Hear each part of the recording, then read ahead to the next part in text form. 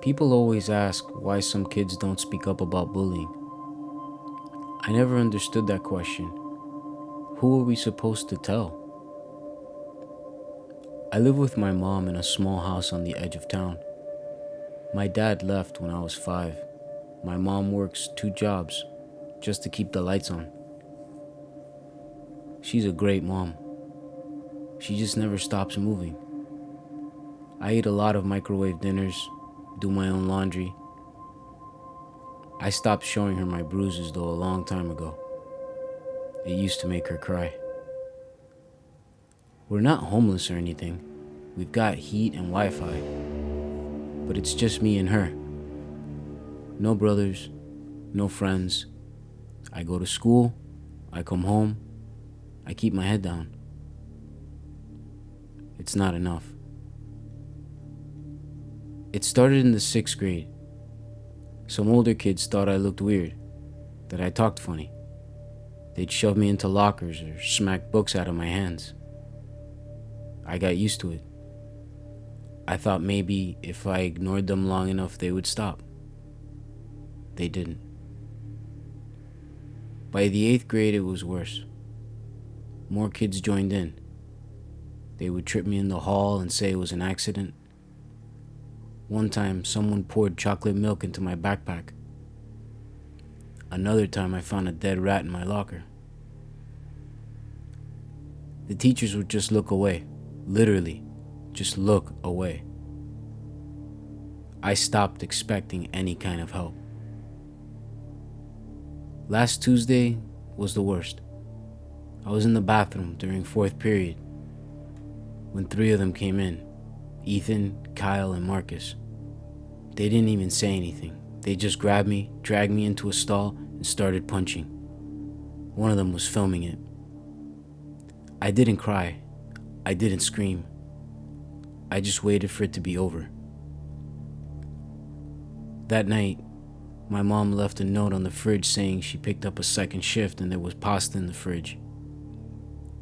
I took a bag of frozen peas from the freezer and held them up against my cheek. Then I just went outside. We have this brick wall that runs along the side of our yard. It separates us from the neighbor's driveway. I just stood there for a minute and then just started punching it. Just over and over again. First with my right, then my left. The skin in my knuckles split right away. My knuckles were bleeding bad. And I just kept saying it. Please. Please help me. Please give me strength. I must have said it 20 times. My voice cracked. I kept punching. And then a hand caught mine. It wasn't a normal hand. It looked human, but it was too smooth. It was weird. It was too still, no heat. It was like I was holding a rock that could move. I looked up and he just sat there. Not glowing, not floating, just standing. He wore a coat that looked too old to be modern. His eyes were the worst part. They were gray but deep, like you were looking through cracks in a wall. I said, "Who are you?" He said, "I am what listens when no one else does." I didn't ask anything after that. I mean, what do you say to that? He looked like someone that couldn't be surprised by anything anymore. He said, "Do you want help?" I nodded. "No," he said. "You have to say it." I swallowed. My hands were trembling. "I want help," I said. "I want strength." He looked at me for a long time. Then he said, "Then it's done." And he was gone. The next day, something happened to Ethan. He got locked in the janitor's closet during the fire drill. No one knew how. When they finally opened the door, he came out screaming. Said someone had been whispering to him in the dark over and over again. said they were behind him. The school called his parents. He hasn't been back since. A day later, Kyle ran out of the locker room during gym and refused to look at any of the mirrors. Said he saw his reflection smiling at him when he wasn't even smiling himself, he said. He said it was waving back at him. Everyone thought he was just being weird, but he wouldn't stop crying. He wouldn't open his eyes. Then there was Marcus. He started scratching at his arms in class. Said something was crawling under his skin. Screamed when people touched him. Nurse said there was nothing there. He said, "You don't see them?" Then he started digging into his skin with a pencil. He's in some kind of psych ward now. And Jason, the one who filmed the bathroom beating, he just vanished. His phone was found near the woods behind the school. The last video on it was him sleeping, and at the end there was a voice, and it said his name, and then the screen just went black. I didn't tell anyone.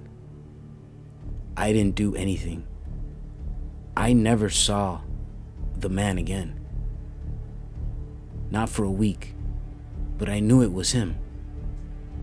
I knew it every time one of them got hurt. It felt like something cold was brushing up against me, like the air was bending around me. Then one night I was in the backyard just standing there, not punching anything this time. My hands were still healing. He showed up again, just appeared. I didn't jump. I think I expected it. I said, "Was that me? Did I do all that?" He tilted his head. "You asked for strength," he said. "Strength is not soft. It balances the scales." I stared at him. I didn't know what to say. "I didn't ask for them to die," I said. "They are not dead," he said. "But they've seen what they have given, and they will have to carry that." I just sat down in the grass. My legs didn't want to hold me up anymore. He didn't sit, he just stood there watching me. Are you like an angel?" I was. "What happened?" "I judged too harshly and without mercy." I looked down at my hands, the scabs, the new skin. "So what happens now?" He didn't answer right away. "You are not alone anymore," he said.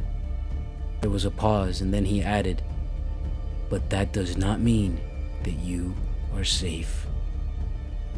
Then he was gone. That was 3 nights ago. I haven't told anyone. Not my mom, not a counselor, no one. I don't get bullied anymore. People barely look at me. It's like they're afraid I'll look back. Sometimes I think I hear something in the walls when I sleep. Not voices, more like something breathing. Slow and steady, like something's waiting. And sometimes I see a shadow in the yard that doesn't belong to anything.